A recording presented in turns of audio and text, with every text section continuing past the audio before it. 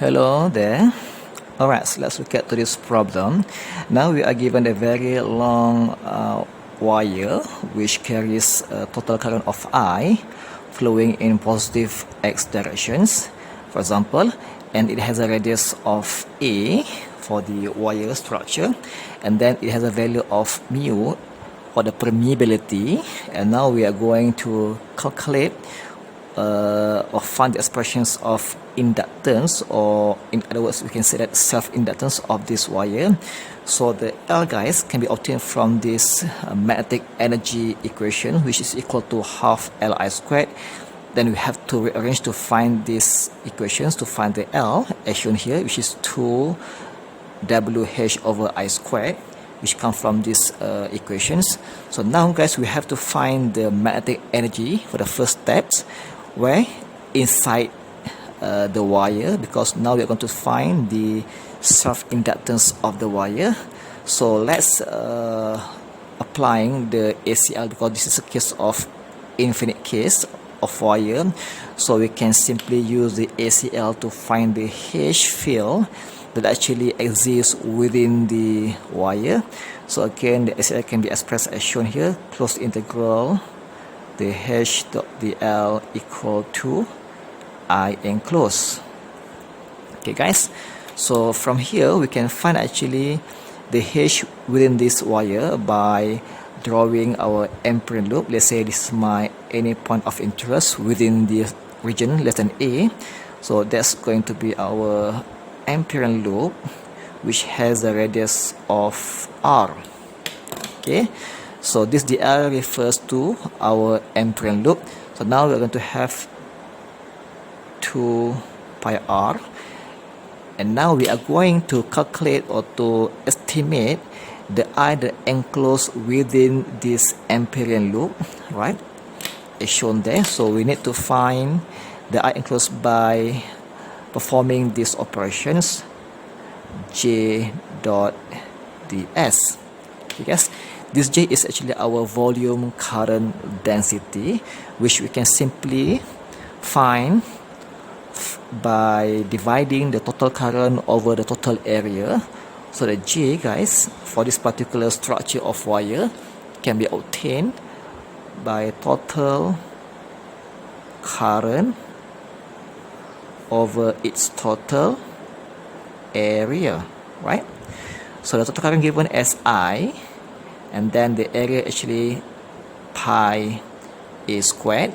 And since this current, guys, J flowing in positive x direction, you can simply put here in x directions, and for sure it has a unit of ampere per meter squared. Okay, so that's our volume current density for this particular structure of wire. Now we are going to apply this formula to find the I enclosed within this Ampere loop. So let's proceed. Now I'm gonna have here the I in x direction, positive, pi A squared. Now a dot.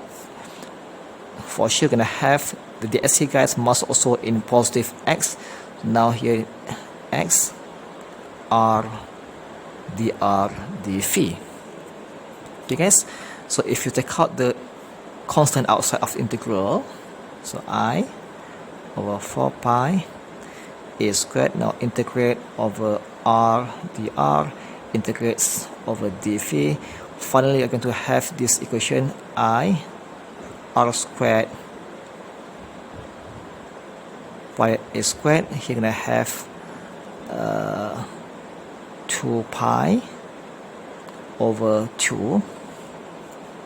Okay, and then if you simplify, you can have this one 2 with 2, pi with pi, and then also over here you're gonna have hash 2 pi r. Okay, so you can simply delete this r1r and got r over there. So you can find the h expressions that exist within the wire is equal to the I r 2 pi A squared in phi directions, ampere per meter. Okay, guys, this is has expressions that actually exists within this region less than A, right? So now we are going to substitute this H into the magnetic energy equations before we put inside the L equations. Now to find the magnetic energy, WH is equal to the half mu H squared dV. Okay guys, so now if you put inside this H, now we are going to only use the magnitude of H, right? This is our H magnitude, alright, that only will be used inside these equations. So let's put inside the equations. We have here mu2 integrations, so let's square of this H, so I r 2 pi a squared, square everything. Now we have for the dV, for the case of cylinder, you know that the r, dr, dphi, dz. Alright, so if you proceed, now let's expand the equations. I'm going to have here mu 2 I squared r squared over 4 pi squared a power of 4. Then now we're going to have here r dr, dphi, dz. Okay, so let's join the r squared with the r here. So we're going to have r cubed, and let's take out all the constants. So now mu I squared over 8 4 squared a power of 4. Now let's integrate the r cubed, dr, dphi, dz. And let's say we have a length of L, 0 to L, and phi for sure 0 to 2 pi. And the r now you only consider between 0 until A. So now 0 until A. So if you proceed, you'll have this one, the mu I squared. Now this one got 2 pi L, so you can simply here 2 pi L over 8 pi squared a power of 4. And again this one gonna have r power of 4 over 4. So we're gonna have here r4 over 4, 0 to A again. And finally you're going to have this part equal to a power of 4, which can be related with down here, right? And pi there, 2 here, 2 down here.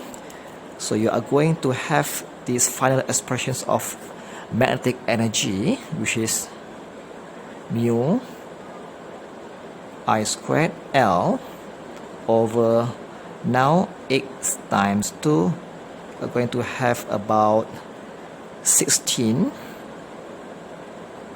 pi.